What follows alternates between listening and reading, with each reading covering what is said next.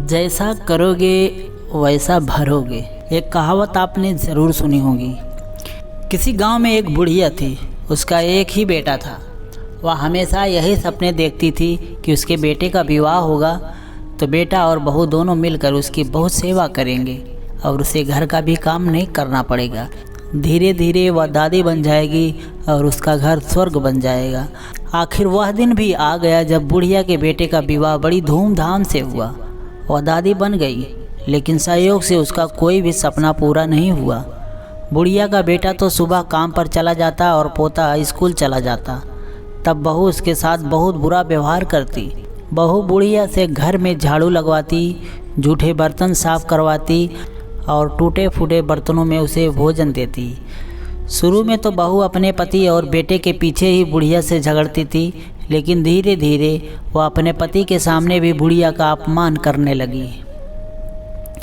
एक दिन टूटे बर्तनों में बुढ़िया को भोजन करते देखकर उसके बेटे को बहुत दुख हुआ। उसने अपनी माँ का पक्ष लेते हुए अपनी पत्नी को बहुत डांटा।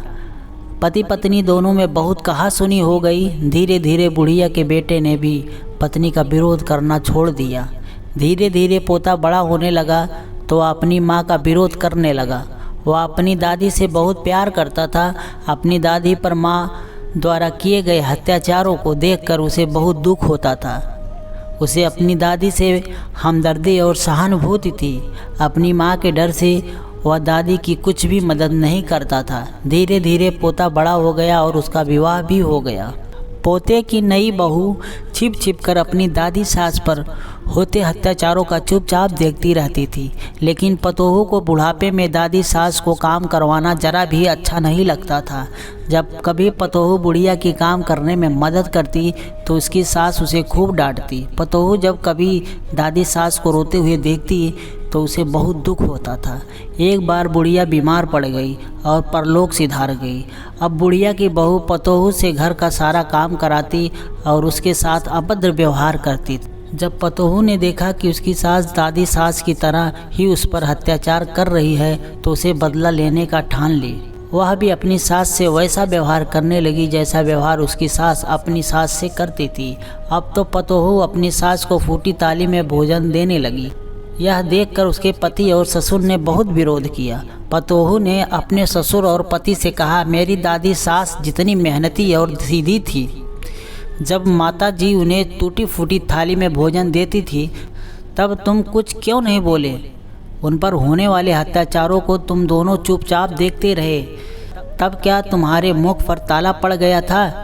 यदि किसी ने माता जी की पैरवी की तो मुझसे भी बुरा कोई ना होगा। पतोहू की बातें सुनकर उसका पति और ससुर कुछ नहीं बोले। उन्होंने भी उसका विरोध करना छोड़ दिया। ससुर को अपनी पत्नी के साथ अभद्र व्यवहार देखकर बहुत गुस्सा भी आता था। जब ससुर पतोहू को डांटने लगे तो वह उनके साथ भी अभद्र व्यवहार करने लगी। सास ससुर अकेले में बैठकर अपने सुख दुख की बातें करते, यही सोचते कि जैसे करोगे वैसे ही भरोगे। इस कहानी से हमें यह शिक्षा मिलती है कि हमें सबके साथ अच्छा व्यवहार करना चाहिए, क्योंकि जैसा व्यवहार हम दूसरों के साथ करेंगे वैसा ही व्यवहार दूसरे हमारे साथ करेंगे। तो दोस्तों, यह छोटी सी कहानी आपको क्या सीख देती है हमें कमेंट करके बताएं। और ऐसा ही वीडियो देखने के लिए चैनल को सब्सक्राइब कर लें, बेल आइकन को दबा लें। फिर मिलते हैं एक दूसरे वीडियो में। तब तक अपना ख्याल रखिए। जय हिंद, जय भारत।